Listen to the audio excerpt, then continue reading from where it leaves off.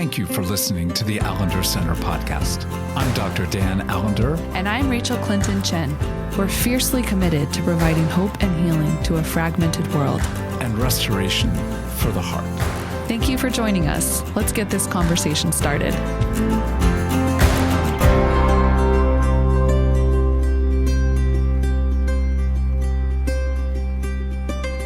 Good people with good bodies. I've been thinking a lot about parenting. Now, in some ways, I'm thinking about parenting because in a couple of weeks, I have the privilege of co-hosting a webinar with the Allender Center with trauma specialist, author, and therapist Aundi Kolber on parenting as a trauma survivor. And I'll talk more about that a little bit later. But I've also been thinking about parenting because I am a parent and in multiple ways. I'm a step parent and a parent. And you don't ever get to turn that off. And in some ways, I consider this things I didn't expect when healing from trauma, like a bonus parenting edition. And I couldn't think of a better person to invite to join me in this conversation than my beloved Michael Chen, who is also a parent and has a front row seat to my parenting and the ways in which that shapes me as a human being, shapes our relationship, challenges us to grow. So, Michael, thank you so much for being willing to join me. And I even hear our tiny human a little bit in the background. So, welcome. Oh, it's so good to be here and be part of this conversation. So, thank you. Yeah, one thing I want to just name before we start is just one, that there are lots of different ways to parent. You could be a godparent, you could be an aunt or an uncle or a grandparent, or just someone who plays significant roles in the lives of young people. And those young people could be adults who are just younger than you. So again, want to just open this conversation up to the places in which parenting and offering care and attunement to a person that you're called to tend to exposes places where our wounds just still have more power than maybe we'd like them to, exposes our limitations, and also invites us to deeper healing. I also want to name there are different seasons to parenting. Right now, we're kind of in two seasons of parenting. We've got young teenagers and we've got a toddler. Very different needs, a lot of similar energy, but just very different needs. But also, you could be parenting adult children. In some ways, this journey of parenting, especially as trauma survivors, it's not like we ever reach like the zenith or like a place where we arrive. And just finally, before we jump in, it's also just a place that is very tender. And because it's exposing, want to just invite you to deeper compassion and curiosity in this conversation. Because I would say, Michael, you are an incredible parent. And I'm very blessed and very encouraged. And I learn a lot from watching you parent. I would say I'm a really good parent. And we're definitely human size. And we definitely have committed to doing healing work around the places where we still bear trauma in our bodies and how that has an impact on us and our relationships. So we're going to try to be human size and exploring some of these realities of just things that you might expect to some extent when healing from trauma. But I feel like parenting is one of those places that is going to bring you to your knees in a different kind of way. Does that feel fair? That's great. Yeah, I think you said it there. Curiosity and kindness as a part of seeing parenting as almost like this exploration and who we are, who we're becoming, rather than being so focused on specific goals and outcomes. That it can really actually bring a lot of goodness and a lot more connection, I think we found. So, you have a unique experience of having raised two amazing boys, two kind of, before Evie came along, Silas and Jameson were 11 and 13.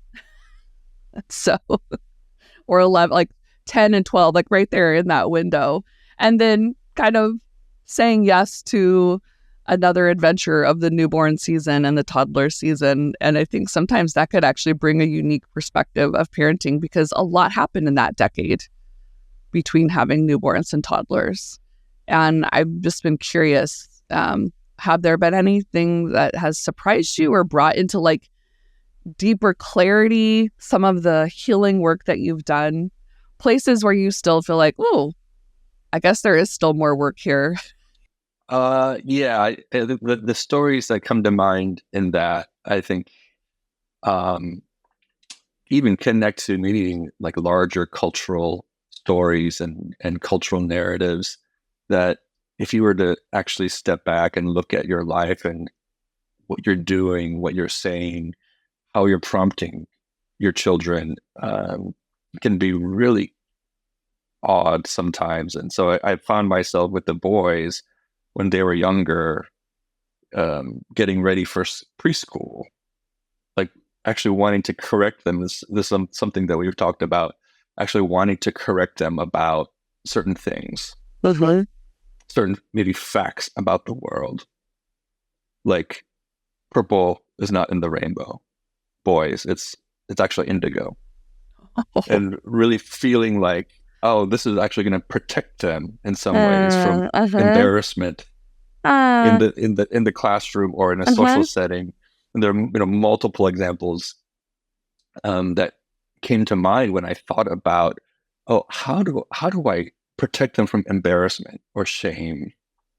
And the cultural story, even going back to Chinese immigration into this country through Angel Island, that there was this rigorous and almost like ruthless, judgmental testing about facts, either about the United States or about certain aspects of immigration.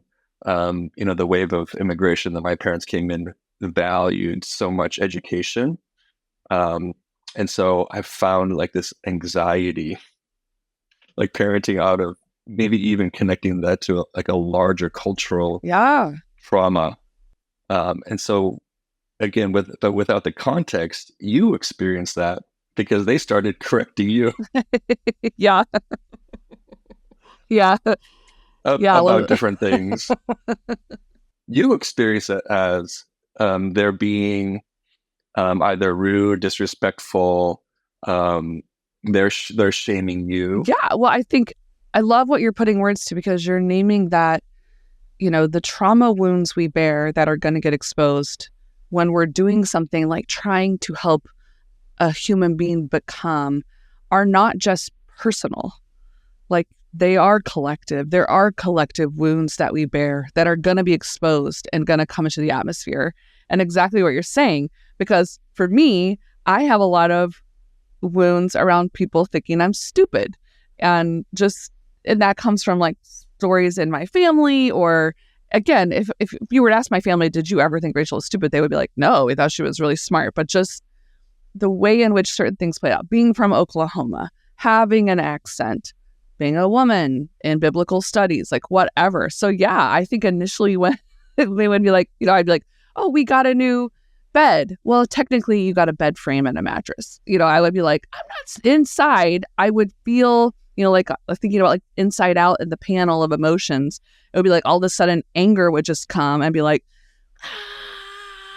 I felt shame. I did feel like I was being judged, or like, they thought I was stupid. Again, this is playing out in real time. That's one part of me. And then there's a lot of parts of me that are like, they're just kids. They just, developmentally, they want to show you what they know. And absolutely, at that time, I did not have enough awareness of some of the collective wounds in the atmosphere that would have been passed on to them from you. And I don't know, maybe you would have had that awareness then too, to be able to say, hey, I think part of what this is and where this is coming from and how this has been formed into their little bodies is coming from this story. No, I think it wasn't a light bulb moment, but just slow pondering. Like, why do I keep on correcting them about different things about the world, different facts, different, the meaning of different words, and sharing that, some of the pondering, even if it was tentative at first with you, feeling so much understanding and compassion from you in like, of course it makes so much sense if there was this threat of exile or a threat of humiliation, right, in a social context for young Asian boys of Taiwanese descent, that are already up against so much. And so for you to be able to, right, over time, as we actually kind of sit with the anger and sit with the feeling of shame, to get to these places of grief, even a collective grief about how older stories continue to form, our present day parenting and interactions with the children. Well, I think everything you're putting words to, and maybe you could tell me if you feel this way, but I think one of the things, like when you're healing from trauma, and then like you and I actually work in fields of like trauma healing, and you're a therapist, you're about to graduate with a PhD in marriage and family therapy. I've been working with the Allender Center for over a decade. It's almost like, do you ever feel like we know too much? And sometimes that exacerbates when we have these moments where, it's not going well. We're not parenting well. We're triggered. We're activated. We're outside of our window of tolerance, and again, like sometimes I just feel oh gosh, now I'm worried because I've enacted a wound on my child and I didn't attune well and I didn't offer good containment and I'm harming their attachment and it's going to shape their lives and they're going to go to therapy and just all the things. Like, do you ever feel that pressure of like feeling like you have to get it perfect because you want to give your kids maybe even more than what you were given, and maybe knowing too much about how we're shaped by the harm we've experienced, but sometimes forgetting that even in attachment research, it's not the perfect parent that's needed. It's like a good enough parent, and a parent that can come back and have humility and repair and do those things. Anyhow, I'll stop. I digress. Well, yes. But this is where we differ a little bit. And, I think early on, and I definitely had this idea that like successful parenting was like reading the Bible with your kids every day or every night, and feeling like, oh, I've really actually failed in this regard, even as I've tried to find creative ways to maybe even sneak in the Bible into their minds and their consciousness, and realizing again, like, out of the context of my own home, but which is not a Christian home, like scripture in the wordlessness of the trauma of my home actually became such a healing balm. Like there were words put to experiences. There was rich emotion. There was anger, sadness, grief, longing, desire. And so to want to invite them into like the complexity of the story was actually really good. But that's it just wasn't working. And so I have felt that pressure for sure on different levels. But our approach, like I hear a lot of pressure. Like you're describing a lot of pressure to do it right and to do it a certain way. And I certainly again feel that in some respect. But my tendency, again, because of my story, is actually probably more to avoid. Right? If there is difficulty or heartache, not to be thinking about all of the possibilities. I think that you're you're bringing up, but actually to hide under the covers, to dissociate more so than to actually really be aware or attuned. And so that would be probably my way of dealing with stress and the really complex emotions that come up in human interactions. And so a story you were watching the boys fight. Yeah. Which one? I was dissociated. I was probably Okay. on my Yeah. phone Yeah. or watching Oh, TV yes. at this point. And then you are either waving me down, flagging me down, or maybe even kicked me on the leg or at some point and said, Michael, look, you see what's happening. Right. And so you're much more highly attuned. And maybe you can talk about the connections for you in that, but you're much more highly attuned to, some of even the micro interactions that are happening where probably actually consciously at some level tuning out because of the heartache and the reality of trauma and even domestic violence in my home. And so when you call me to action in a way, it's both unnerving, exposing that, but also at some level, I'm so grateful. So there's actually so much ambivalence when you're calling me to engage in like the conflict that's erupting here, like right in front of me, like right in front of us. And so what unfolds in that is such goodness and connection, right? Being able to engage and have the capacity to engage in like such strong, hard, negative emotion from the boys that's coming up about what they're experiencing in life, both in school and in their relationship with one another. And then I think what's so healing and like ultimately, I think what I've wanted, right, in introducing them to like this larger story of scripture is actually being able to enter into like their grief and sharing even some of my own experiences when I was their age. Like now they're at this point now where they can actually hear and process, right, just the complexity of human experience more. I think what unfolded in that, again, because of our different styles and our different cares and concerns and anxieties, was so beautiful and so healing. And so that, I think in part, yes, to answer your question, I have had definitely certain ideals or expectations, desires that haven't been met, but have actually, in staying with those like desires in a way, have emerged in maybe even more profound and beautiful ways. Yeah. And, I just have an immense amount of gratitude for you, right? As you actually probably think and are more concerned, like more often globally about what's happening with the boys and their interactions. But also realize that you have so much to bear in your body, right? With respect to that anxiety and how parenting is going and how it looks, right? Even in social settings and how,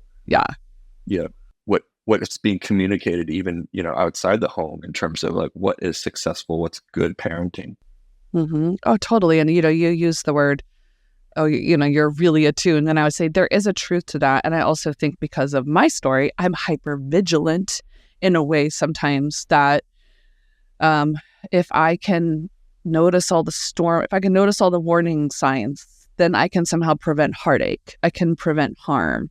We can somehow magically find a way to get it right. So what is paired with that often and has been a surprising, it's like logically it's not surprising, but the visceral experience of it and how deep it is and how comprehensive it is surprising, is like how much fear I have. And because my experience of fear often set me up to need to protect or to fight in my life, how I quickly move to anger. Like the cortisol flooding moves to anger and I want to punish. Like I don't, but I want to punish. Like, how do we prevent our kids from danger? We make sure they never do that again so that they stay out of harm's way. Like they can't be if they invite people to shame them or harm, like they'll never recover, because so much of my story, you can like hear the activation even now, is like, don't mess up or the whole thing's going to collapse. And there's just so much of that is still in me. And, I laugh because I think one of the things that's been so surprising to me, it shouldn't be, but it is. And I actually have a lot of hope in this, because I think, this is like I said before, I'm never going to stop having opportunities for deeper healing if I can kind of come down enough in my body. Because, we're talking about things that, like, you kind of put words to this, over time. And I think I would want our listeners to hear that, because what surprised me the most is that when I married Michael and I instantly became a stepmom, I was like, I am made for this. I am ready for this. Like, I have such secure attachment. I had been living alone for 4 years. I had been doing lots of therapeutic work, lots of somatic work, body care work to bring like deeper healing. I actually was at a place where I spent Saturdays taking care of my plants. Sure, I had some loneliness, but for the most part, I had a lot of space to self-regulate and to soothe. And like if there was conflict in a friendship or a work relationship, or even with my family who lived 2,000 miles away, I had a lot of space to ponder what was going on, to make sense of my internal world, to figure out how I want to re-engage relationally. Well, when you are parenting, there's not space to like, let me take a 17-minute break to breathe, do some yoga, come back and get back to you. Like this. And so I think very quickly into our marriage and into step parenting. Now, granted, the pandemic came 4 months into that reality, which actually was a paradoxically sweet gift for our family, having so much time together to like build new attachments. But I felt so young. I felt like, my disorganized attachment realities from my trauma are front and center. Like there were times where I was like, Michael, I'm sorry that you have a third child, because I'm just having these. We were talking about one last night, like you had cut apples for the boys after dinner, for all of us really, but like we're on this tiny little island in our kitchen in our row house. Like the apples are easily accessible to me. You set them down and you're like, here's some apples, guys. And I was like, can I have some? I mean, and you were like, yeah. And I was like, no, can I have some? Like, basically, are you going to hand them to me? Like you're handing them to the boys?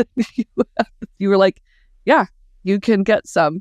Again, so much that we've unpacked around like what the heck was going on in that moment, where I'm feeling the attachment you guys have and am feeling so anxious about my place and just so much going on. I wouldn't have had words for that in the moment.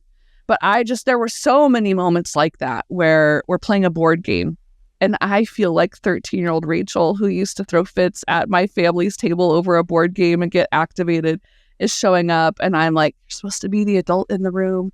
Like, what's going on with you? Like, there was just so much exposure of young, tender, afraid, unhealed parts of me that of course were needing to be like in the mess of relationship in order to like find a different way forward. Now, fast forward to bringing a human into the world as a biological mom and having a newborn.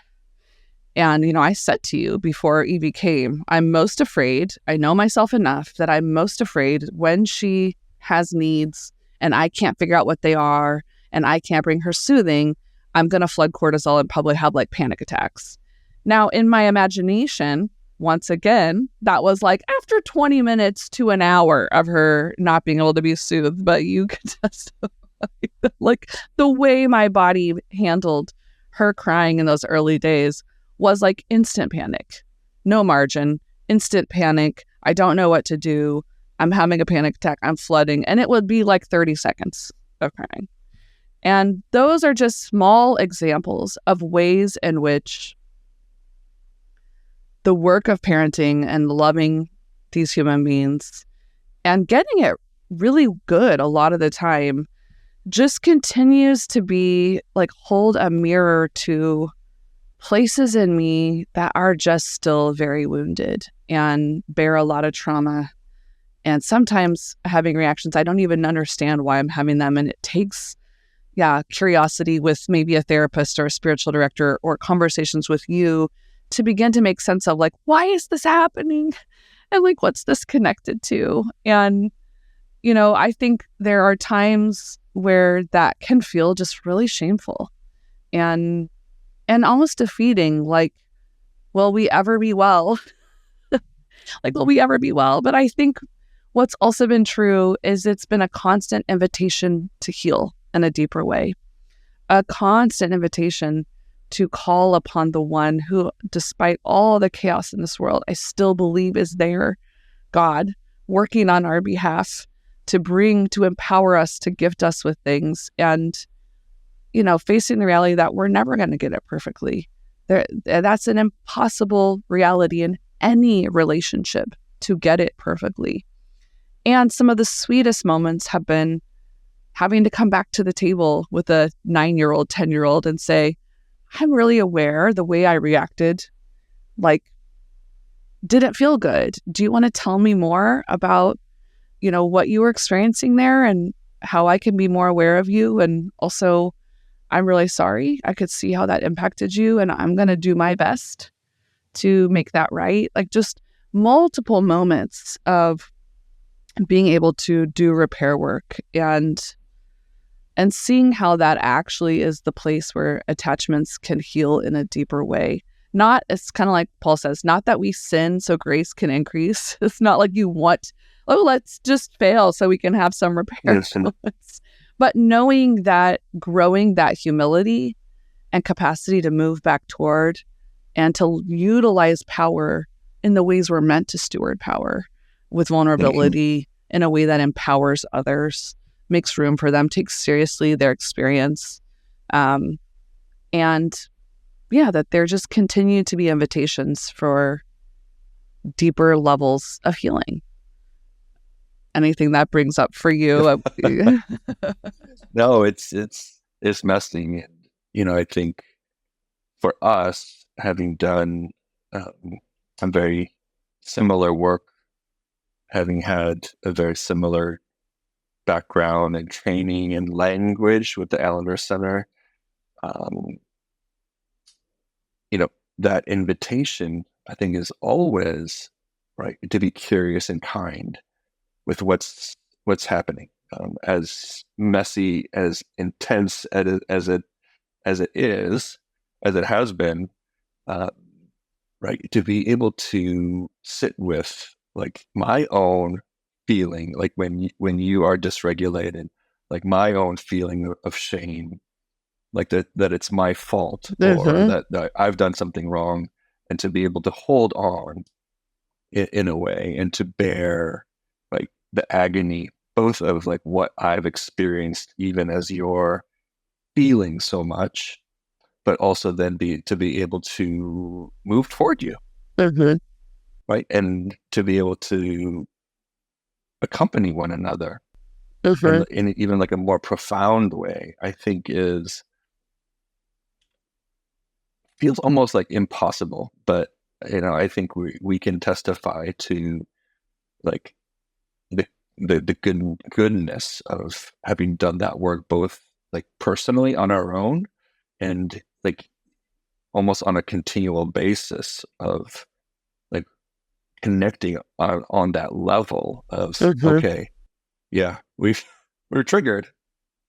I was triggered. You were triggered. And coming back, right? And coming back and being able to behold in some ways like the young parts of us that felt so much, that like that we're terrified, that we're feeling so overwhelmed, and like the necessity to actually make room to hear like these young parts is such hard work, but such holy work. And so when I think about 13-year-old Rachael, I think about 7 or 4-year-old Rachael often. Often. And I think, with fondness and a lot of curiosity, and, as much as we need to hear like the voices of our children, we need to hear the voices of like these very young parts of us too. Absolutely. Because I think they have so much wisdom and so much to offer. Yeah. And I think, some people come into parenting with some, awareness of their own trauma and have done a lot of healing work.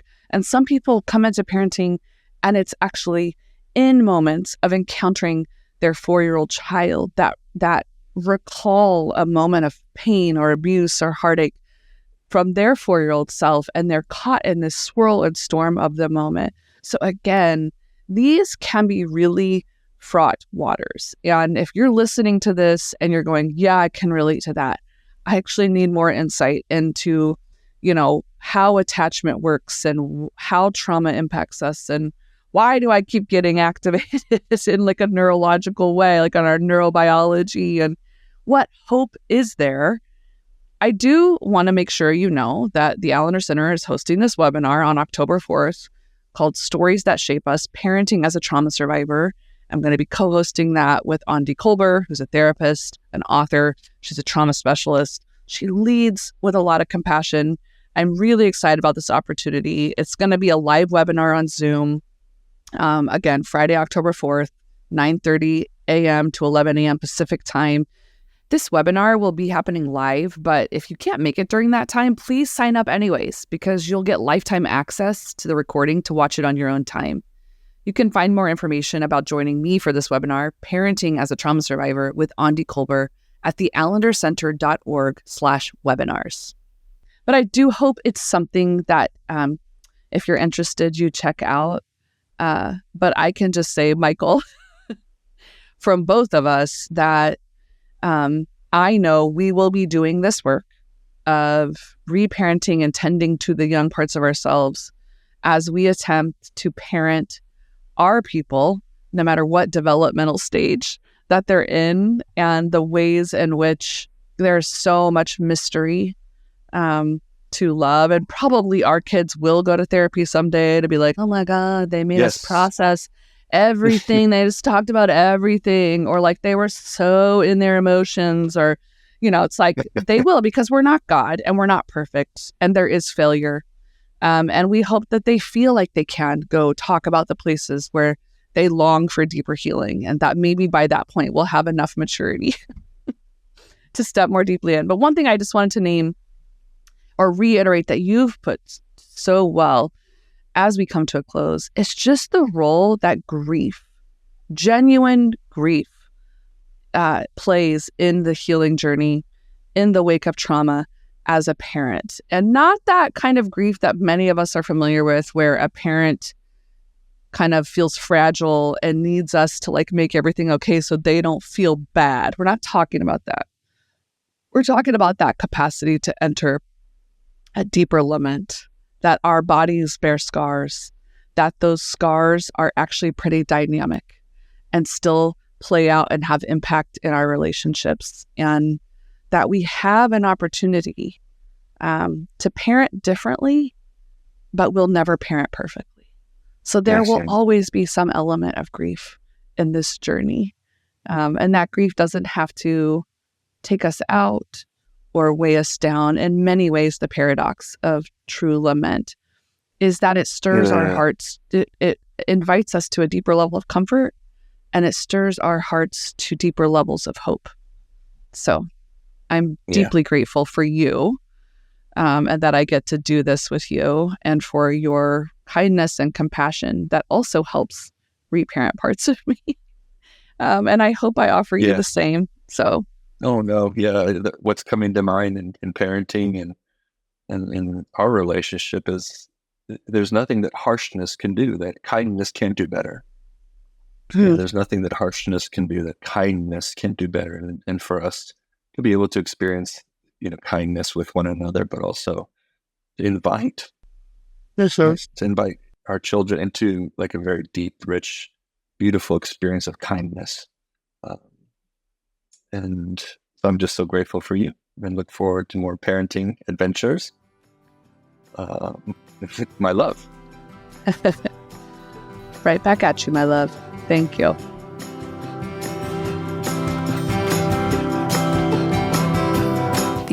Center podcast is produced by the Seattle School of Theology and Psychology.